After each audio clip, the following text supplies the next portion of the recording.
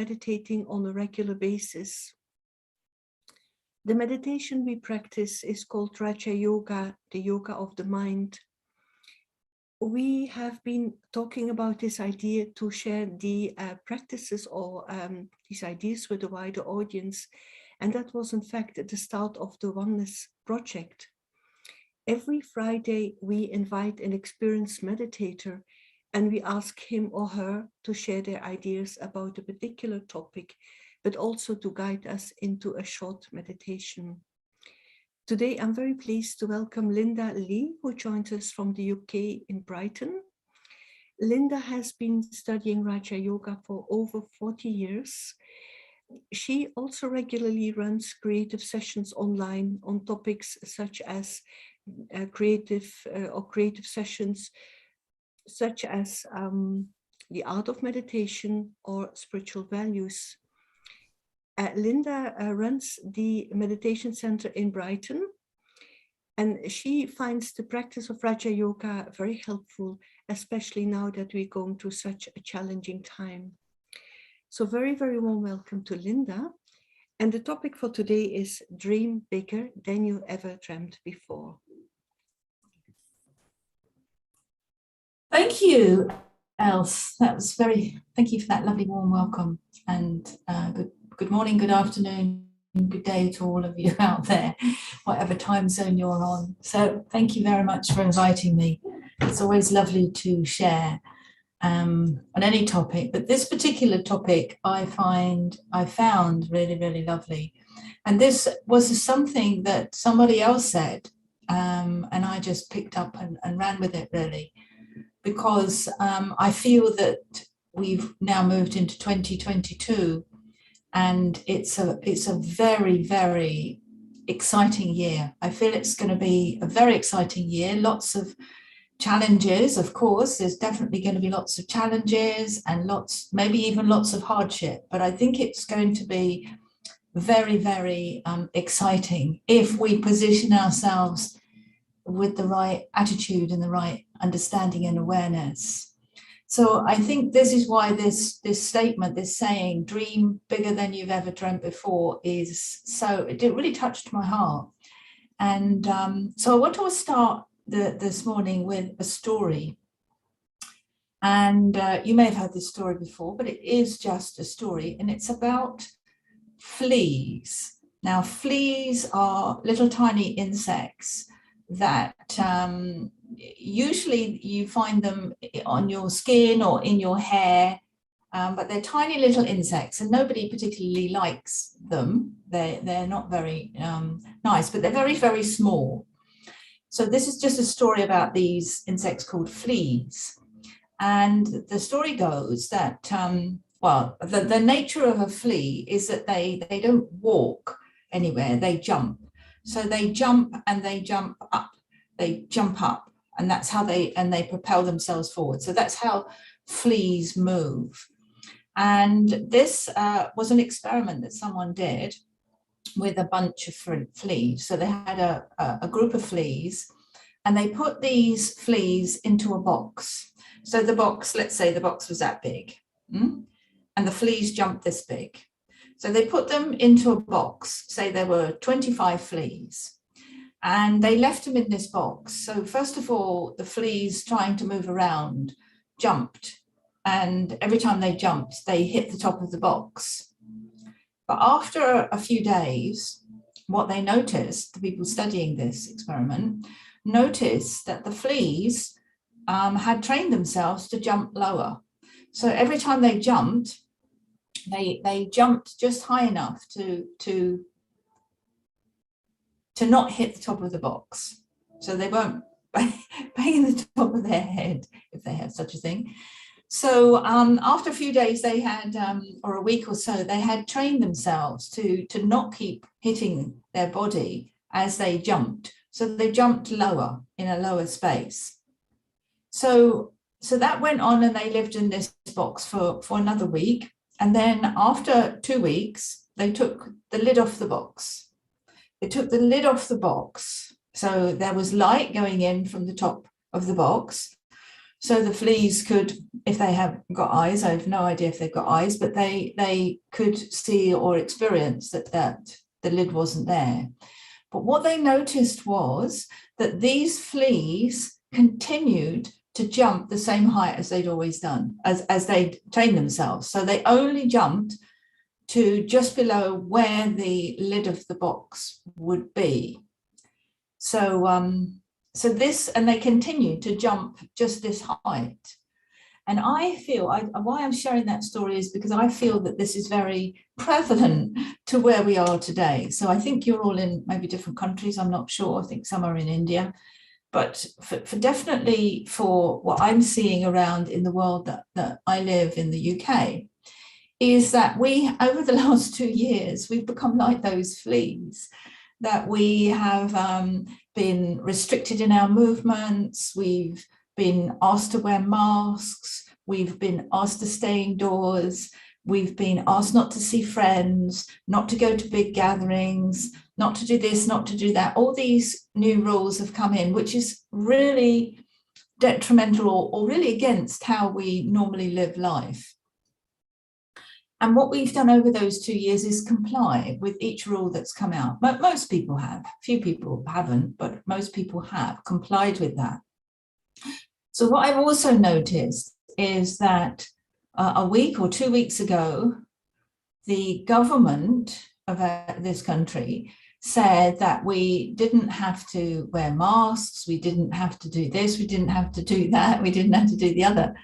But people have become so conditioned to do that they still go out there as if as if it was what it was before. So they wear masks, they keep their distance. Not everybody, but some people are still doing these kind of things, even though the restrictions have been lifted.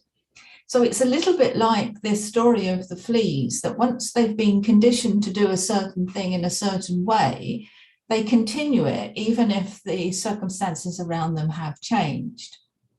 So that's my first story. My second story that I wanted to connect with this thing about dream is that in 1989, this project, I'm going to show you this book, this project, which came out into being, it's called Visions of a Better World. And this project lasted for about a year. It's a very interesting project. I participated in this project. And what this project was asking was the people of the world to create a vision of their better world. So they could do this through any medium. So they could do it through art, they could do it through poetry, they could do plays, they could do it in any way, any creative way. So this project ran for about a year, and then after that, all the materials that were created were collated together, and they made this book. So this book took a couple of years to come out. So I wanted to just show you a couple of visions. This is the first vision I wanted to show you. I'm going to put it into the camera now. You won't be able to, by any shape or form, to be able to study that. But this was done by a 14-year-old in Hong Kong. But what it's showing is happiness, freedom. It's showing the fish are all happy. The cows are eating grass. What else does it have in it that I noticed just quickly? Oh, there's up in the corner, the top part, this corner over here is a panda riding an elephant. So this was one person's expression of a better world. And then there's this other one that's come from Mauritius. So this is another picture. And this is all nationalities, all holding hands in a circle with some green grass and some lovely mountains in the back. So I just wanted to show those couple of pictures because this project, which was in 1989, really touched something deep inside me, because I felt really up until that time that there was only me and maybe a few other people that had some kind of thought that the world wasn't in a particularly brilliant space and that it needed change. But with this project, and especially when this book came out, I was really quite shocked that so many people, this went into 120 countries. I think it was about 120 countries around the world participated in this international project. And I was shocked that so many people in so many other countries wanted the same thing as me. They wanted a world where there was green grass and blue skies and people were happy and people were playing. So that stirred something up inside me. Now, this was in 1989. We're now in 2022. So I don't know, 40 years, something later, or 35 years later, we find that actually the world is worse than it was before. We've got a potential war going to happen in Europe, which could escalate into something really huge. We have no control over. So we've got all these different situations that are happening all over the globe. So to have a vision isn't really enough, just to have a vision and then forget it. But visions come from in the mind.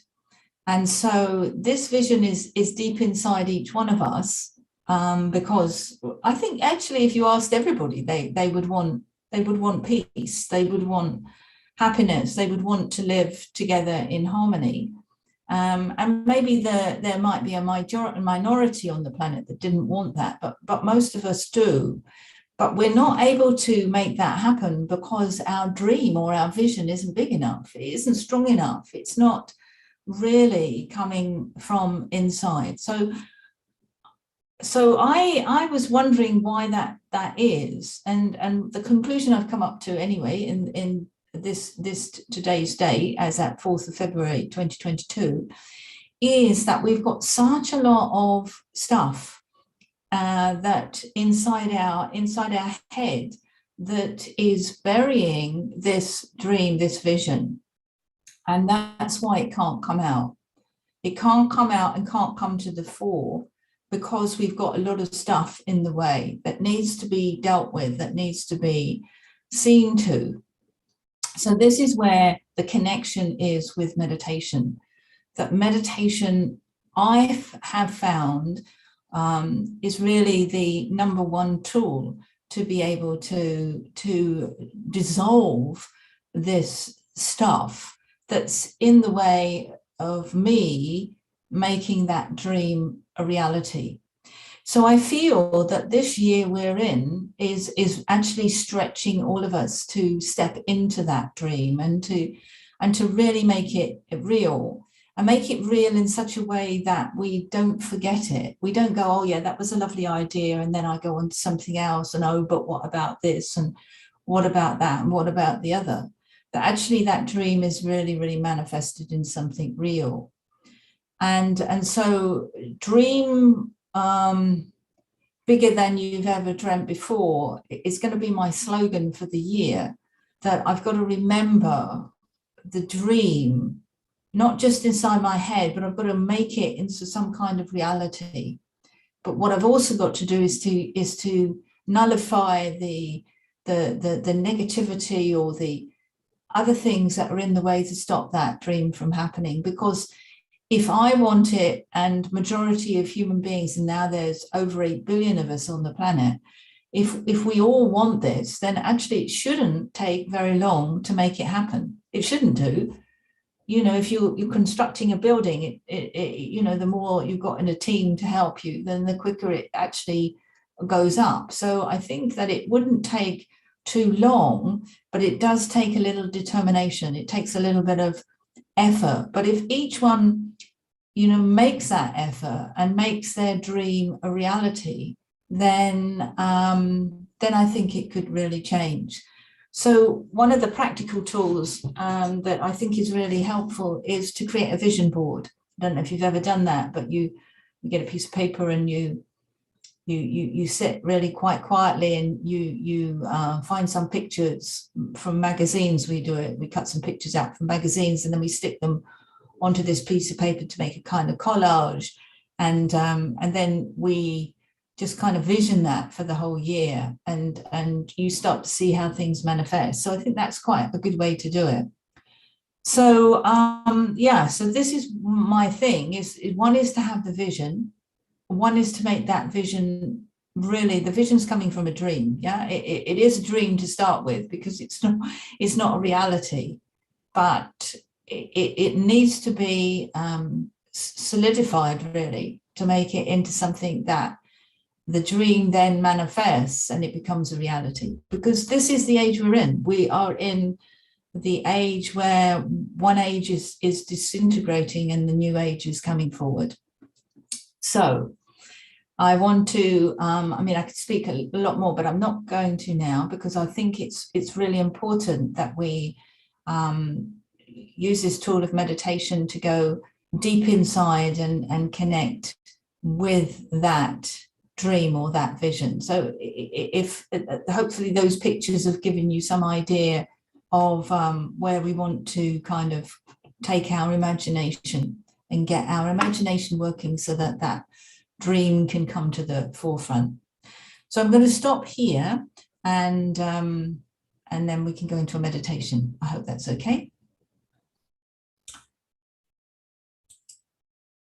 So it's very lovely to have something on the screen that's so still and peaceful, because this is exactly the place we need to start from, but also the place we want to go into, to allow our conscious, unconscious dreaming mechanism to come to fruition. So if you join in the sessions every week, you would know that it's very important to be relaxed, but I'm sure that you all are feeling relaxed, because that's the whole purpose of it. When we're relaxed, we are more peaceful, we're more happy, we're more contented when we're relaxed. So the body is quite calm and peaceful, and we lift our mind and our thinking to the center of the forehead. So you may wish to close your eyes, you may wish to focus on the picture on the screen. It's entirely up to you. But we like to activate this position behind the eyes, which in spiritual terms we call the third eye, because the third eye is the eye of intuition. It's the eye of inner knowing. And what I've shared with you so far about a vision of a better world is something that we all know deep inside. So the third eye is very helpful for us to, when it's activated and open, it's very helpful for us to be able to go to that depth inside. And that's what we want to do, to touch that vision, that dream, that thought. They're all connected, and make it a reality.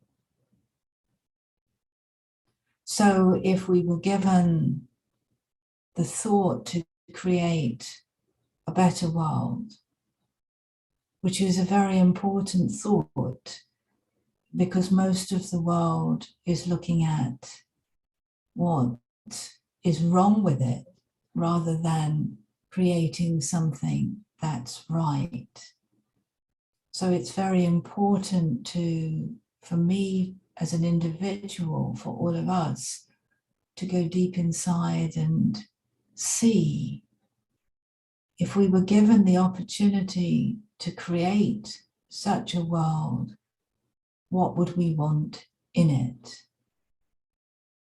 So 90% of the people that participated put green grass and blue skies and sunshine. So maybe we can start with that as our vision: green grass, blue skies and sunshine. So of course this is a very appealing picture for those living in colder countries, and maybe in a warmer country it might be that the sun might represent something that's too hot. So if that is the case, then you can put some clouds in your vision to make them become umbrellas so that they protect from the heat of the sun. So we're creating a vision or a picture. We're awakening a dream that's going onto a canvas that is completely blank. And therefore we can put anything we like on it. So I'm just making a few suggestions that might help each of you to do such a thing. And then you add other things to it, maybe some animals and some people, and some children. And then what would they be doing? So you can create your own picture, but what I'd like to do is to just look at the picture that's been created so far. And if you had to sum up what that picture represented in just a few words, would you all say that it represented happiness, joy, kindness, sweetness, gentleness, maybe courage, maybe sincerity, honesty? Maybe some of these words would be used to sum up what was on your canvas. Because basically, this is what we are. We are all of those virtues and qualities. We are those, but we don't live as if we are those. Because for most human beings on the planet, their third eye is closed. And so therefore they don't see what's on the inside of themselves at the same time as what's on the outside. And so there's no comparison. And their reality then becomes only what's on the outside. And then if they only look at things that say the world is bad, the world is scary, the world is aggressive, then that will become their reality. So there is a reality that in each of us we do have those negative things.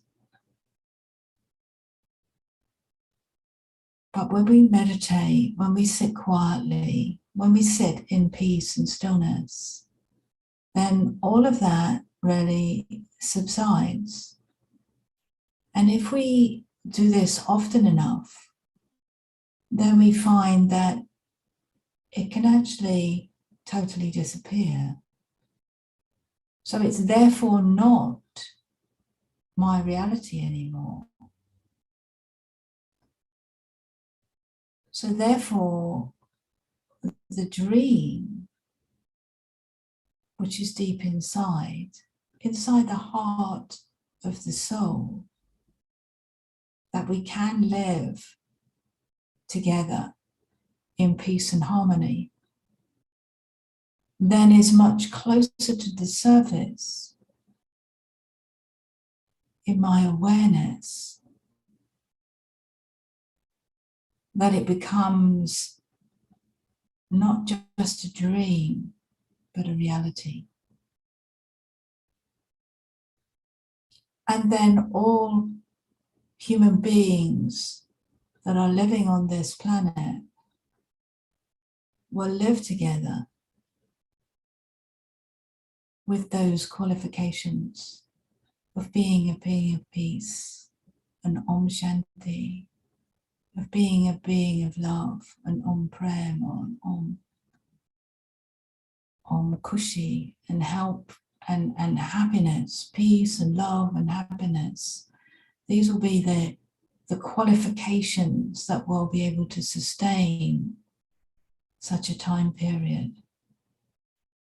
And so we're moving towards that. So if I can touch base with my dream on a regular basis, then eventually that dream won't just touch me, but will touch others, and it will manifest into the new reality. It's quite simple, but we have to get past all the negativity and the rubbish that's inside. But if I'm aware of that, and I see that it's not just me, or I understand that it's not just me that wants this, but actually the whole world is crying out for this new era, this new world, this new time period to come. So let me just sit for a few more seconds with this idea of making my dream so powerful that it touches others and manifests into a reality.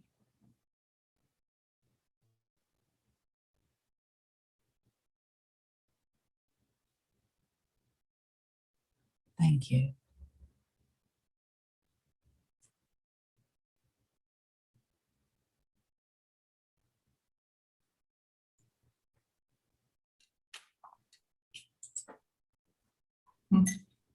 Thank you, Linda, for this beautiful session and a very peaceful meditation experience.